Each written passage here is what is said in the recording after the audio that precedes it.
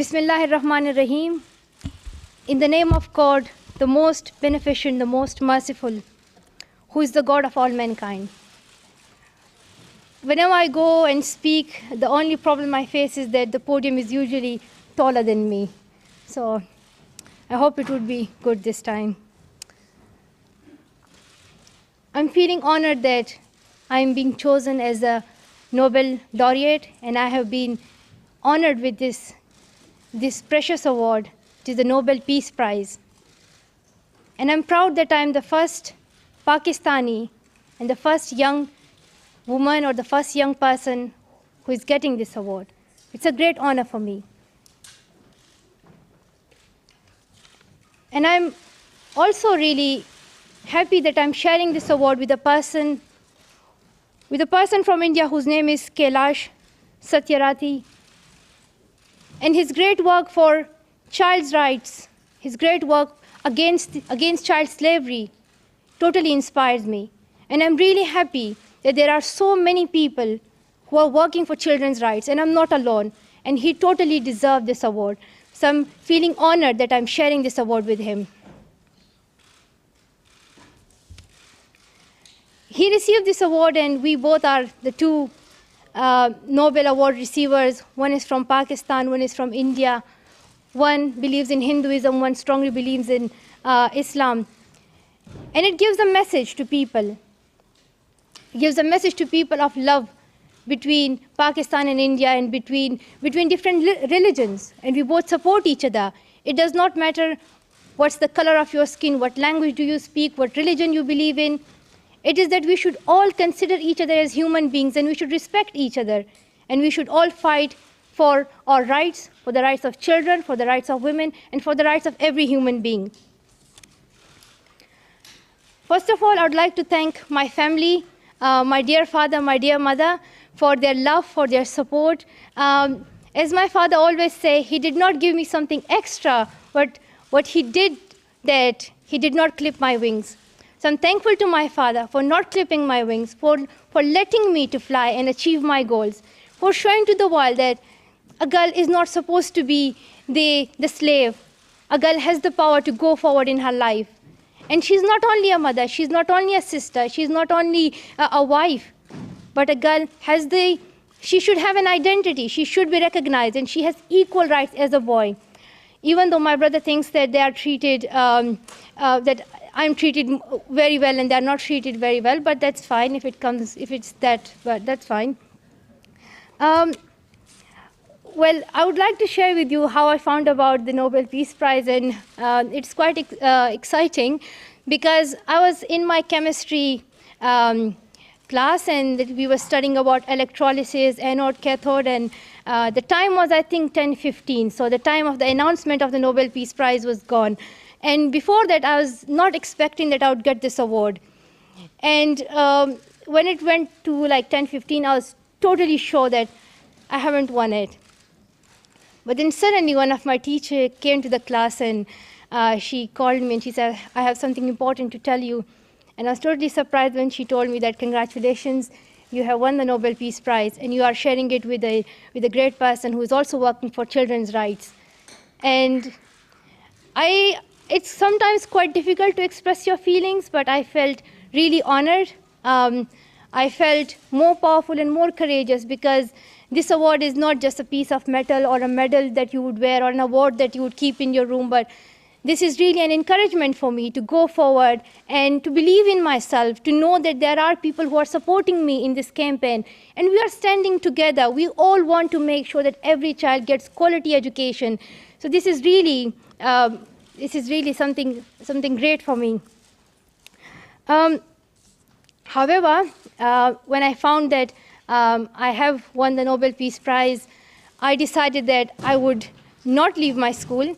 Rather, I would finish my school time. I went to the physics lesson, I learned, I went to the English lessons, and it was totally like, I considered it as a normal day.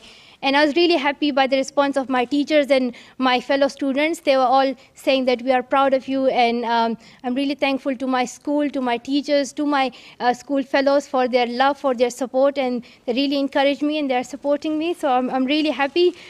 Even though It's not going to help me in my tests and exams because it totally depends on my hard work, but still, I'm really happy that they are supporting me. I have received this award, but this is not the end. This is not the end. This is not the end of this campaign which I have started. I think this is really the beginning. And I want to see every child going to school. There are still 57 million children who have not received education, who are still out of the primary schools. And I want to see every child going to school and getting education. Because I have myself suffered through the same situation when I was in Swat Valley. And you all may know that in Swat there was Talibanization, and because of that, no girl was allowed to go to school. At that time, I stood up for my rights and I said that I will speak up. I did not wait for someone else. I did not wait for someone else. I had really two options. One was not to speak and wait to be killed. And the second was to speak up and then be killed. And I chose the second one because at that time there was terrorism. Women were not allowed to go outside of their houses. Girls' education was totally banned. People were killed. At that time, I needed to raise my voice because I wanted to go back to school. I was also one of those girls who could not get education. I wanted to learn. I wanted to learn and be who I can be in my future. And I also had dreams. I also had dreams like a normal child has.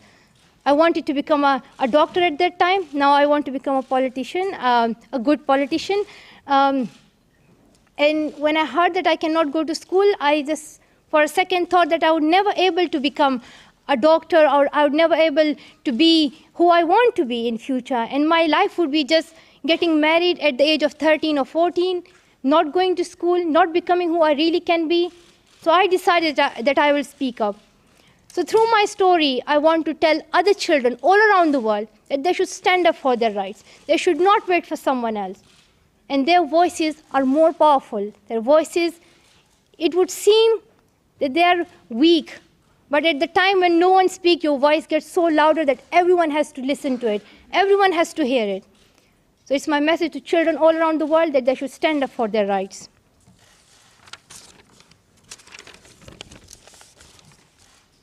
And the award that I have received, the Nobel Peace Prize, I believe that the Nobel Committee, they haven't given it just to me. But this award is for all those children who are voiceless, whose voices need to be heard. And I speak for them, and I stand up with them, and I join them in their campaign that their voices should be heard, and they should be listened. And they have rights. They have rights. They have the right to receive quality education. They have the right not to suffer from child labor, not to suffer from child trafficking. They have the right to live a happy life. So I stand up with all those children. And this award is especially for them. It gives them courage.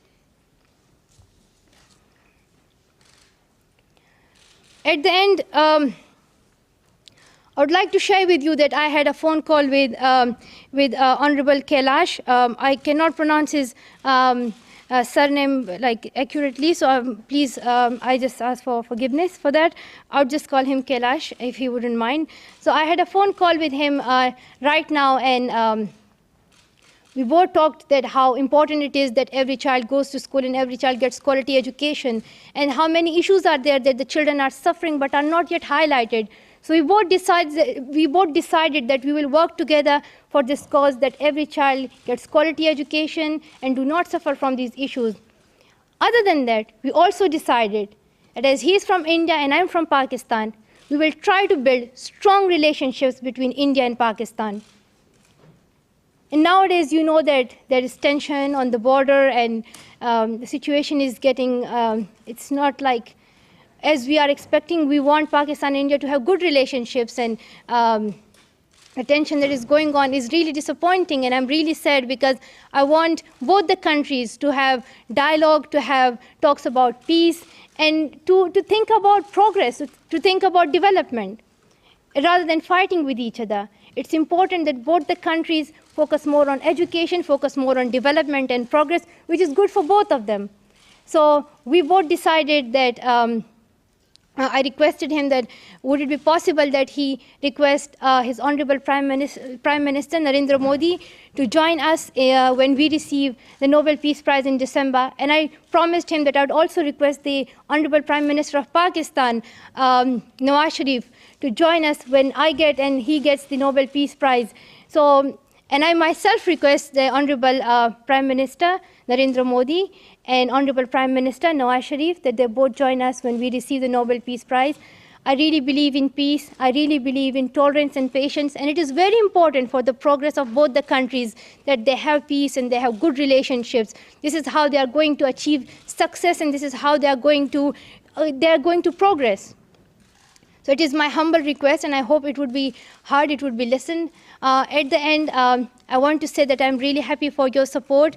I used to say that I think I do not deserve the Nobel Peace Prize.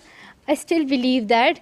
But I believe that it is not only an award for what I've done, but it is also an encouragement for giving me hope, for giving me the courage to go and continue this campaign, to believe in myself and to know that I'm not alone. There are hundreds and thousands and millions who are supporting me. So once again, thank you so much to all of you. Thank you.